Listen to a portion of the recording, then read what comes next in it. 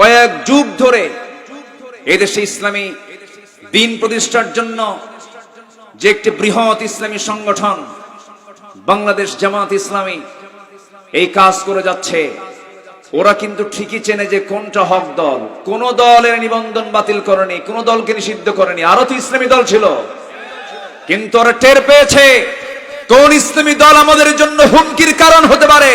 ওরা ওদের শত্রুকে চিহ্নিত করে নিষিদ্ধ করার 7 দিনও যায় নাই, ওরা নিষিদ্ধ হয়ে গেছে। ক্লিয়ার কথা? কথা ক্লিয়ার? তাহলে হক দল কোনটা এটা চেনার জন্য একজন মনীষী বলেছেন, বাতিলের বন্দুকের নলের ইশারা যে দলের দিকে থাকে, বন্দুকের নল যে দলের দিকে তাকানো থাকে, সেই দলটাই হলো একমাত্র হক দল। বিগত 16 বছর অনেক টুপিওয়ালা, দাড়িওয়ালা, আল্লাহওয়ালা, পীর, বুজুর্গ, আলেম এই 16 বছর অনেক সুযোগ সুবিধা সরকারের নিয়েছে। বলেন নাই নাই? আসতে বলেন নাই নাই? ওদের চেহারা দেখে মনে হয় জিব্রাইল ফেলে, এত সুন্দর সুরত, ঠিক কিনা? আমরা প্রতিশোধ পরায়ণ না। আল্লাহ পাক আমাদেরকে ক্ষমা করতে শিখিয়েছেন, আল্লাহ ক্ষমাশীল, আমরাও ক্ষমা বুঝি আমরা। কিন্তু মুনাফিকের ব্যাপারে কোনো ছাড় হবে না।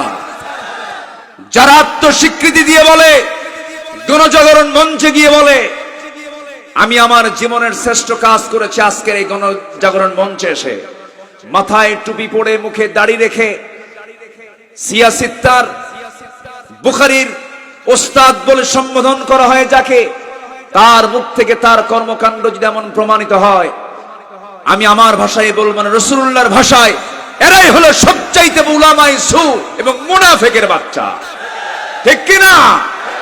আমাদের সতর্ক থাকার দরকার আছে না নাই? আসতে বলবেন না, আছে না নাই? প্রত্যেক দিন মাহফিলে যেতাম, 5 আগস্টের আগে যত মাহফিল করছি, প্রত্যেক দিন মাহফিলে যাওয়ার সময় মানসিক চাপ। কমিটি বলে হুজুর খুব কষ্টে মাহফিল চালাতে হচ্ছে, অনুমতি দেয় না। থানা থেকে পারমিশন খুব কষ্টে নিছি, অমুক নেতাকে প্রধান অতিথি করেছি। নেতা এসে বসে, চোখে এরকম গরুর মতো বানায় বলে হুজুর আসছেন, ওয়াজ করতেছেন, ভালো কথা। আকাশ থেকে কথা কবেন আর কবর থেকে কথা বলবেন। আকাশ আর কবর দুনিয়া আমরা দেখবো, কিন্তু দেখছেন এত বড় বাটপার, এত বড় বদমাইশ আছে না নাই?